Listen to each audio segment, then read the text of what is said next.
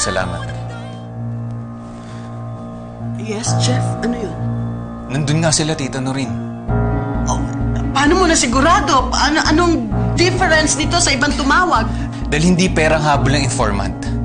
Kilala niya kung sino si Inoy. At ito ang magiging lead natin. Wow! O ano ba ang hinihintay natin? Tara na, halika na! Pumunta na tayo doon, sundan na natin sila, ipahuli na natin sa pulis. At huwag kang mag-alala, hindi ko nakakalimutan ang deal natin. Si Pepay sa'yo at sa'kin si Amanda.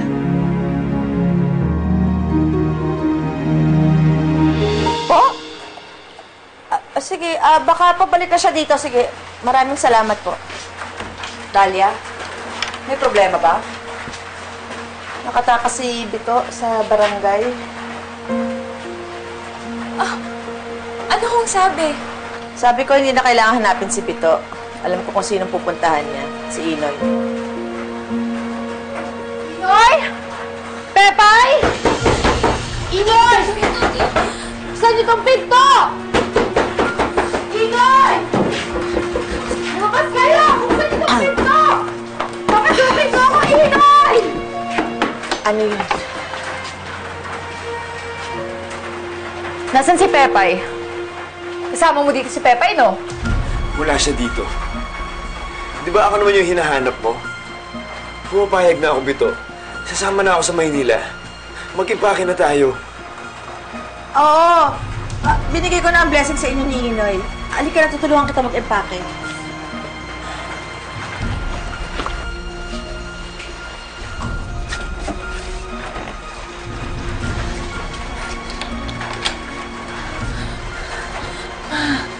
Ayoko na ng kulo. Anak, hanggat hindi gumagaling si Bito, hindi siya titigil sa panggugulo niya sa'yo. Aalis na tayo dito. Lalayo na tayo dun sa Pepay na yan. Tsaka huwag kang mag-alala, Inoy, kasi pagdating natin ng Maynila, meron na tayong titirahan doon. Ako lang bahala sa'yo. Sige, sandali lang. Iinom lang ako ng tubig. Sige, tatapusin ko lang to. Mabilis lang to, ha? Aayusin ko na rin yung mga gamit mo.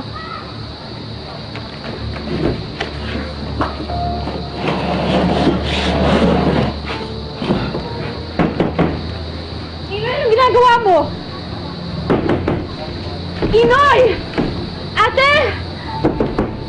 Inoy, ate, palabasin niyo ako dito! Inoy! Inoy! Pupunta lang tayo ng Maynila! Palabasin niyo ako dito! Ate! Ate, Inoy! Inoy, kailangan kita! Inoy! Palabasin mo ako dito! Ayos na tayo! Inoy! Inoy! Aligalia, huwag kang mag-alala. Gagawa ako ng paraan. Ate! Ate, Inoy! Inoy, kailangan kita! Inoy! Kailangan na natin ng gamot para kay Bito. Pupunta ako sa albularyo. Inoy, pwede mo ba akong samahan? Sige, sasamahan kita. Sandali lang po. Sige, Pepay. Maglokohan tayong lahat. Wala kang mahahanap na lunas dahil nasa akin lahat ang bulaklak ng amuyag.